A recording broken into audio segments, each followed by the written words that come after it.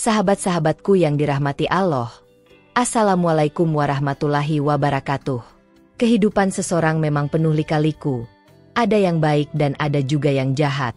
Dalam kisah ini, seorang bapak yang sudah berumur, dalam kesehariannya sering melakukan minum-minuman keras.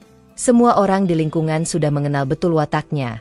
Bahkan sampai saat meninggal, seluruh warga enggan untuk mengurus jenazah dan mensyolatinya. Namun demikian menurut ahli ibadah di sekitar rumah jenazah, memberitahukan bahwa almarhum merupakan orang mulia. Mengapa bisa demikian? Mari kita simak kisah nyata dalam video ini.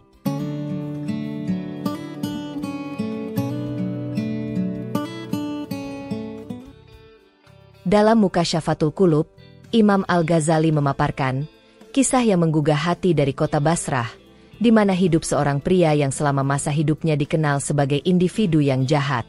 Namun, ironisnya, ketika ajalnya tiba, tidak ada seorang pun dari penduduk sekitar rumah yang bersedia mengantarkan jenazahnya ke tempat peristirahatan terakhir. Sang istri, dalam usahanya yang penuh kepedulian, bahkan harus mengupayakan agar jenazah suaminya bisa disyolati di musola dengan membayar orang untuk membawa jenazah tersebut. Namun, upaya tersebut sia-sia. Sang istri terpaksa membawa jenazah suaminya ke sebuah lahan terbuka yang luas untuk dikebumikan. Di tengah keputusasaan ini, terjadi sebuah peristiwa yang menggetarkan.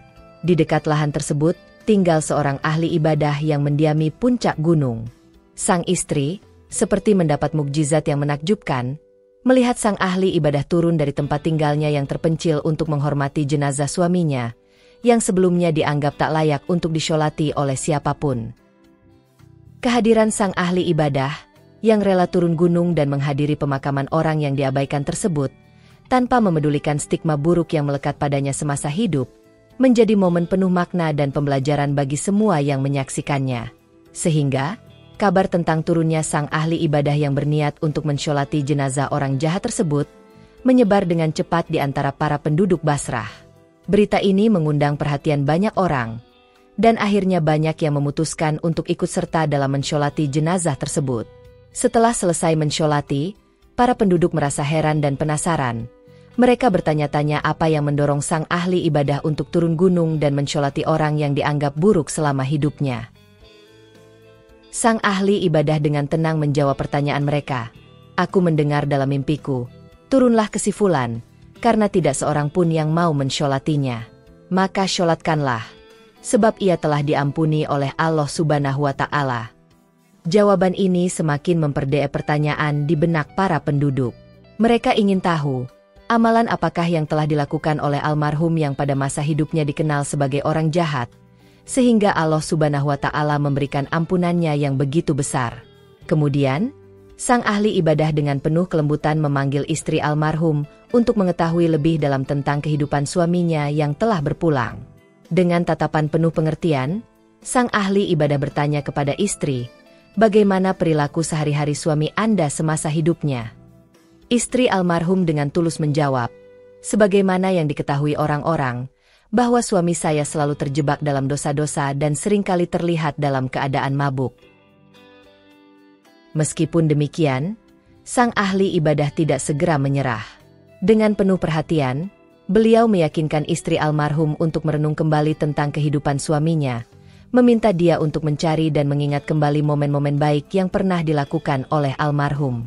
Sang istri, setelah berpikir sejenak, akhirnya mengungkapkan, "Oh ya, saya ingat, terdapat 3 amalan kebaikan yang selalu dilakukan oleh almarhum suami saya di masa hidupnya. Pertama, ketika dia sadar dari mabuknya pada waktu subuh, almarhum segera mengganti pakaiannya, berwudu, dan bergabung dalam sholat berjamaah subuh. Kedua, di rumah mereka selalu ada 1 atau 2 anak yatim yang dirawat dengan penuh kasih oleh almarhum. Kebaikan dan perhatian suaminya terhadap anak-anak yatim tersebut bahkan melebihi kasih sayangnya kepada anak-anaknya sendiri.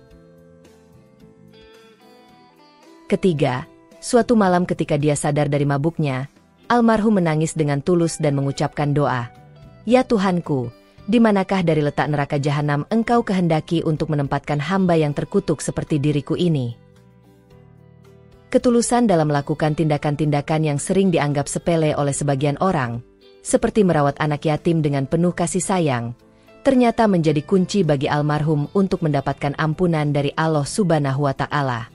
Kisah ini mengajarkan bahwa Allah Subhanahu wa Ta'ala tidak memandang seberapa besar atau seberapa banyak amal yang dilakukan seseorang, tetapi seberapa ikhlas, konsisten, dan tulusnya mereka dalam beramal dan beribadah kepadanya serta berbuat baik kepada sesama manusia.